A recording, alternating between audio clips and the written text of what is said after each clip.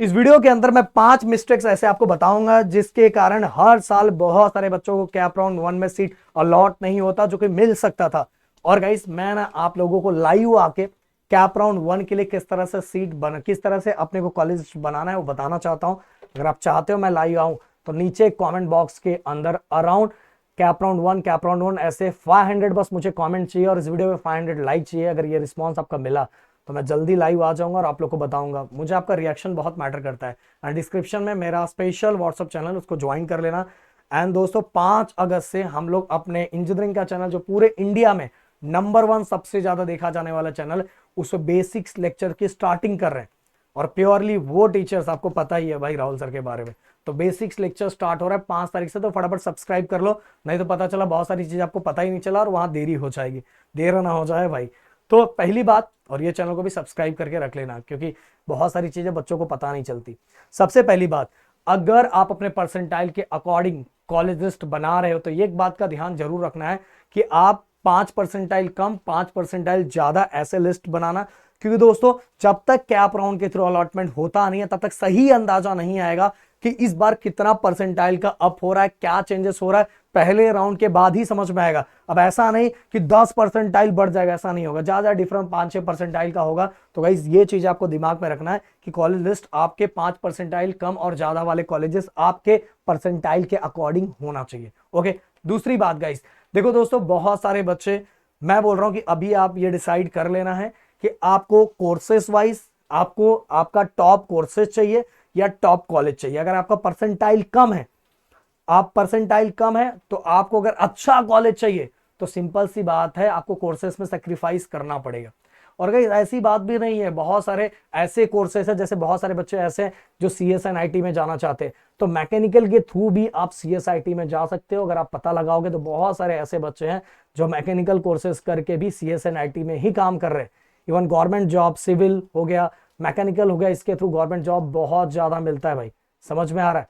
इसीलिए गाइस मैं बोलना चाहूंगा कि आप जो भी चीजें डिसाइड करना चाहते हैं पहले अपने को डिसाइड कर लो कि भाई मुझे क्या चाहिए। अगर वो डिसाइड नहीं किए बिना कुछ भी कर रहे हो तो भाई बाद में रिजल्ट 0 आएगा और बहुत ज्यादा पछतावा होगा, क्योंकि उसी अकॉर्डिंग आपको कॉलेज लिस्ट बनाना है। तीसरी बात मैं आप सभी के सामने रखना चाहूंगा, मैंने बार बार बोला है और मुझे पता है ये 100 में से बस 2 ही बच्चे सुन रहे हैं और यहां तक भी सब बच्चे नहीं सुन रहे, कुछ ही बच्चे होंगे सुनने वाले। कब में से सेल्फ कंट्रोल नहीं है। अगर कहीं अच्छी बातें होती है तो नहीं, वहां डायरेक्ट मैं बोल दूं ना 99%, आपका 60 है तो भी 99% वाला कॉलेज दिलवा दूंगा, ऐसा कुछ नहीं होता भाई।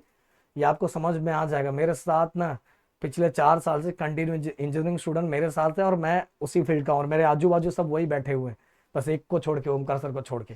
ओमकार सर कॉमर्स के हैं, बाकी सब वही बैठे। तो हमें पता है, हम दिन रात उसी फील्ड से वही चीजें देखते रहते, तो हमें पता है कि भाई कंडीशंस को आपको देखना बहुत जरूरी है। बहुत सारे बच्चे 6 महीने 7 महीने 8 महीने करते हैं, बाद में छोड़ देते, उनको नहीं समझ में आता बहुत सारे। तो कंडीशंस के अंदर आप कॉलेज का फीस देख लेना, कितना दूर पे है, वहां का सिलेबस क्या है, आप उस वाइज वहां वहां जो मतलब हॉस्टल है उसका फीस भर सकते हो या बाजू में रह सकते हो, वहां के टीचर्स कैसे, ये सभी चीजें जब कॉलेज बना रहे हो प्लीज इन कंडीशंस को, परसेंटाइल के अलावा इन चीजों को भी ध्यान देना। मैं बहुत ज्यादा बोल रहा हूं, बहुत सारे बच्चे ऐसे होते हैं जो छोड़ देते हैं बाद में। इसके बाद गाइस और एक और चीज मैं बताना चाहूंगा, हर कॉलेज का ना बैकलॉग करने का क्राइटेरिया अलग अलग होता है भाई, समझ में है? तो उस कॉलेजेस का बैकलॉग क्राइटेरिया क्या है कि अगर इतने में आपको लगा, इतने में आप फेल हुए तो 1 साल आपका ड्रॉप। तो आपको ये भी पता लगा के रखना है कि आप D-BATU में जा रहे हो, आप मुंबई में जा रहे हो, पुणे में जा रहे हो, ओके, नागपुर में जा रहे हो, कहाँ जा रहे हो, या अदर स्टेट में जा रहे हो, जहां भी जा रहे हो, कंडीशंस वहां के कॉलेजेस के बारे में सब कुछ आपको जानना जरूरी है। और सबसे बड़ी बात, सबसे बड़ा धोखा ना ओमकार सर, प्लेसमेंट को लेके हो जाता है बच्चों को। प्लेसमेंट बड़े बड़े बोर्ड देख लेते हैं, हम भी रास्ते में आते जाते एक बोर्ड देखते रहते हैं, एक बोर्ड हमें दिखाई देता है, तो जो बोर्ड होता है ना बस बोर्ड होता है, उस पर कुछ होता नहीं है भाई। इसलिए बताना चाहूंगा कि आपको वहां के सीनियर से बात करना चाहिए, जो सच्चाई आपको पता चले। कट ऑफ जो पिछले साल, यहां वहां मत देखो, किसी से मत पूछो, पिछले साल का जो कट ऑफ है उसको अच्छे से देख के उस वाइज कॉलेज लिस्ट बनाओ। अब तो मैंने तो एक वीडियो भी बनाया था कि AI से किस तरह से कॉलेज लिस्ट बना सकते हैं, बट AI के बाद भी आपको भी थोड़ा एनालाइज करना पड़ता है। बट अब बहुत सिंपल हो गया कॉलेज लिस्ट बना के, बहुत सारे टीचर्स, बहुत सारे लोग यही कर रहे हैं भाई, समझ में आ रहा है? बस आपके प्रिंसिपल सर आपको बता रहे हैं तो भाई वो सब चीजें फॉलो करो। इसके बाद गाइस बहुत सारे बच्चे काउंसलिंग लेते हैं। देखो काउंसलिंग ले लो, पर लेने के बाद अपनी भी आंखें खुली रखो कि आपके अकॉर्डिंग ये चीजें बिल्कुल सही है, परफेक्ट है। अगर परफेक्ट नहीं है तो भाई उसको चेंज करवाओ, क्योंकि आपको पता रहना चाहिए भाई आपके परसेंटाइल के अकॉर्डिंग, आपके कैटेगरी वाइज, आपके होम यूनिवर्सिटी वाइज, आपके कोर्सेज वाइज आपके लिए परफेक्ट है।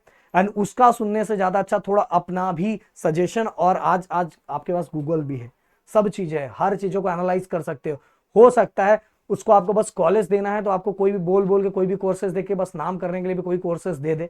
नहीं भाई, आपको क्या करना है पता है, जो कोर्सेस आपको चाहिए सच में एनालाइज करो कि आपके परसेंटाइल के अकॉर्डिंग ये कॉलेज कोर्सेस मिल सकता है क्या।